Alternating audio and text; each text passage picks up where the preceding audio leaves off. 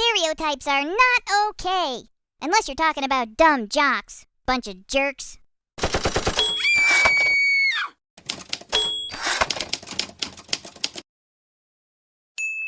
HBR Talk with Hannah Wallen. Victim identity cultists have engaged in a slander campaign against men's sports, with their toxic masculinity narrative playing a major role. By now, we're all familiar with the woozle claim that domestic violence incidents increases during the Super Bowl, and the fact that knowing it hasn't kept the establishment media from repeating that claim annually for over a decade. When they're not citing woozles, they're creating new ones. Broadly came out with their Rapey report a couple of years ago, in which they included a list of players who had faced intimate partner and sexual violence accusations, whether they had been convicted, were still under investigation, had their cases dropped, or had been acquitted. 4 or 5 on their list had been. The majority of the so-called Rapey list wasn't even accused of sexual offenses. It didn't matter to the writers that their clickbait headline painted a group of men, mostly black men, as convicts guilty of sex crimes that most of them weren't even accused of. It didn't matter that most of those on their list hadn't been convicted of the crimes they were accused of. They needed evidence of toxic masculinity, and they were going to make whatever they could find fit the bill. But it didn't fit.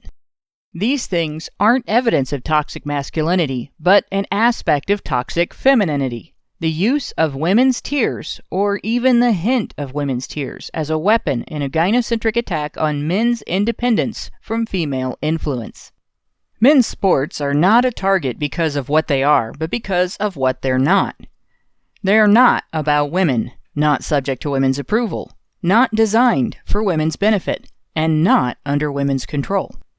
That attitude and that gynocentric attack have far-reaching impact. Sports programs and franchises are in the rare position of being expected to police the relationships of people who are their assets, and they're expected to use the guilty until proven innocent standard. If a subordinate asset is accused, a superior asset can be disciplined for failing to penalize the subordinate on the basis of that accusation, regardless of any circumstances. Imagine you're the manager of a fast food joint.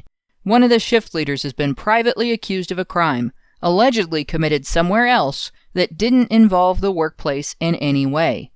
The alleged victim has complained to you instead of the police. You're expected to take disciplinary action against your shift leader, and if you don't, there will be disciplinary action against you. Sound ridiculous? On Tuesday, December 4th, Ohio State's head football coach Urban Meyer announced his retirement at only 54 years old. This announcement hails the end of an impressive career. With an over 90% win record as the Buckeyes head coach, including all 7 games versus Michigan, 3 Big Ten championships, and the addition of the 2014 national championship as OSU's head coach to the 2 national championships under his belt from his tenure coaching at Florida. Why now? Retirement is pretty unusual when a winning coach is still in his 50s. According to ESPN.com, Meyer cited the cumulative effects of health problems, the current strength of the Buckeye program, and the impact of a lengthy suspension to start the 2018 season. On October 30th, it came out that Meyer's incurable progressive arachnoid cyst, a brain condition he's had all his life, has been flaring up in a way that surgery isn't going to help as it has before. This kind of cyst is abnormal growth of the arachnoid mater, the middle of the 3 tissue layers that make the spinal cord and brain an intact system. It can cause extremely painful headaches and can lead to more serious symptoms. This past season, the flare-ups were apparent enough, at one point causing him to collapse on the sideline, that the coach felt compelled to publicly disclose and explain his condition. So what was the role of his suspension? That had to do with a controversy from earlier this year. OSU suspended him over accusations that he knew assistant coach Zach Smith was accused of abusing his wife, and did not fire him for it. He was suspended without pay from August 31st to September 16th of this year, despite stating that he had no knowledge of the issue, because Mrs. Smith claimed he did, partly on the assumption that his wife, who she talked to, must have told him. Meyer was suspended essentially for 2 things. He didn't take action in response to allegations against an employee before they were handled in court, and he wasn't sure of the details of an employee's marital conflict when interviewed about them during a time when his cyst and its related symptoms were worsening. According to ESPN, Meyer did not draw a straight line between the suspension that started his season and the increased pain that played out upon his return, but he did say that the suspension contributed to his decision to retire. However, earlier this season, when he publicly talked about his condition, he did state that it wasn't going to force him out of coaching. So one of two things has happened in relation to an incident that shouldn't even have involved him. Either Meyer's career has been cut short because the strain of it exacerbated his ailment enough to make it handicapping, or the incident took away 3 weeks of, and tarnished his memory of, what was to be his last season as head coach for OSU. Either way, it's a rotten deal.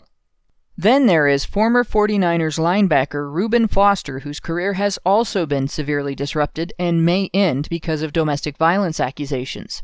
This time made against him by his ex-girlfriend Alyssa Ennis.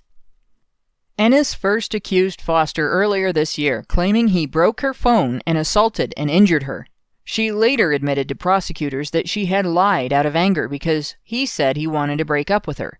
She admitted that she had done the same thing to a previous boyfriend under similar circumstances.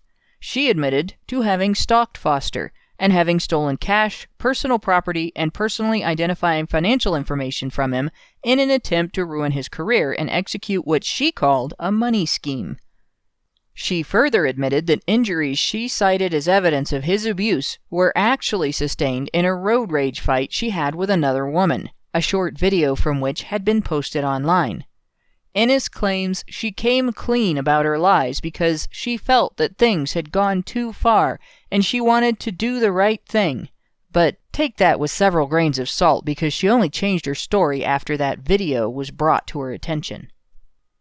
On October 12, police were called to investigate a loud argument between Foster and Ennis. Body cam footage released by the department shows officers questioning the pair and placing Foster in a patrol car. It's pretty obvious from the footage that Foster's placement in the patrol car was determined before officers ever questioned him, as they maneuvered him to it and restrained him, despite his calm demeanor, before even beginning the discussion. In the video, Ennis told police that the two argued after she took Foster's phone and found things that upset her, an indication that she was the one who started that fight. Foster was not arrested, but neither was she. On November 24, Foster was arrested on new accusations by Ennis, who called 911 to claim that, surprise, he had broken her phone and slapped her. The next day, the 49ers announced his release from the team. As a result of this new complaint by a woman who has previously admitted to frivolous 911 calls, filing false complaints, stalking, theft, attempted identity theft, and attempted fraud, the Santa Clara County DA's office is considering reopening the previous case against Foster on the basis that these new allegations lend credence to those previously admitted lies. The Washington Redskins have picked Foster up following his release by the 49ers, but the offer has conditions. On November 27th, the team released a statement saying Foster will have to go through the full legal process, an investigation, and potential discipline by the NFL, as well as meetings with counselors associated with the team before he can even put on a jersey. This, again, is all just based on accusations, despite his accuser's profound lack of credibility. Why? Pro football players are assets, not students for whose benefit the program exists. If a woman's tears mandate workplace punishment without process and management is responsible on penalty of their own jobs, accusations like those Alyssa Ennis made can not only be career enders for players, but also for coaching staff and anyone else involved in the team's management, right up to the owner. It's even codified. Section 8.13 from Article 8 of the NFL's Constitution and Bylaws authorizes the league's commissioner to determine an owner's conduct detrimental to the welfare of the league or professional football. If the commissioner doesn't find the available sanction for the offense adequate or sufficient, he may refer the issue to the NFL's executive committee, which has the power to compel cancellation or forfeiture of the member's franchise in the league, with a directive to sell the team. They could have done this to Carolina Panthers owner Jerry Richardson, had he not chosen to sell the team of his own accord while he was under investigation for sexual and racial misconduct in the workplace. The NFL isn't the only sports franchise to have this. Remember, former LA Clippers owner Donald Sterling was banned from the NBA for life, forced to sell his team, and fined $2.5 million after private recordings of him arguing with his girlfriend were made public and immediately decried as racist. Athletic clubs and professional franchises really ought to change their policies surrounding intimate partner and sexual violence allegations in light of stories like these. Their players and staff members deserve greater due process considerations. Additionally, the legal system needs to recognize the damage being done here. A coach's career shouldn't be ended because he didn't act on an unconfirmed domestic violence allegation. That is wrong. It's wrong whether it can be proved that he knew about the accusation or not, and it's wrong whether the accusation later turns out to be true or false. If Mr. Smith assaulted his wife, then Mr. Smith assaulted his wife. Coach Meyer did not, and he's not responsible for Mr. Smith's actions. Coach Meyer is not the police, nor a prosecuting attorney, nor a marriage counselor. He is a football coach. If Mrs. Smith wants to play defense, she should talk to the coach. If she wants someone to help her deal with an abusive intimate partner, she should talk to the police. If she needs help developing the guts to go talk to the police, she should seek counseling from a professional counselor, not her husband's boss, and certainly not by funneling the question through her husband's boss's wife. OSU should apologize to Coach Meyer. Reuben Foster deserves recourse as well.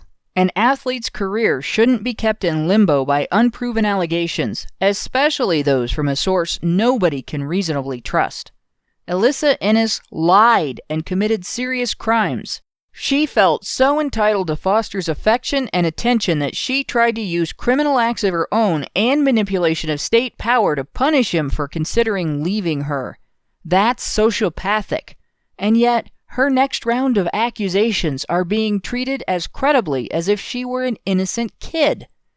As disgusting and damaging as her initial abuse was, what she has carelessly set off now is even bigger than that, and it could get much worse now that there are two teams involved. A woman's accusation against anyone involved in a professional sports franchise can have far-reaching, devastating consequences for the accused and all of his colleagues. This is one of the issues with inflating society's sense of women's innocence, trustworthiness, and vulnerability. The resulting protective attitude turns an individual wrong, what she may think is a sledgehammer she's swinging at one guy, into a dirty bomb she's launching at an entire profession, in which not just her target, but everyone is vulnerable to her attack. There has to be an end to this, and it has to begin with the liar being held accountable and her target given recourse against her lies. If Ennis is lying again, and my money is on her story being false given its similarity to the previous one, it will be a gross miscarriage of justice if she does not face court-ordered punishment for all of her lies. She'd be an admitted repeat offender. That should involve the maximum penalty available under the law, and it should be publicized so that other potential liars know the potential consequences. Women who make a battlefield out of love and then weaponize their tears in the form of false accusations need to get the message. Lie like this, act like this, and you can be the one who does jail time, ends up with a criminal record, comes out owing fines and with a ruined reputation. Don't want that? Don't lie. No need for anything complicated. No heavy lifting, no emotional labor, no mess, no fuss, no problem. Just don't lie. Is that really too much to ask?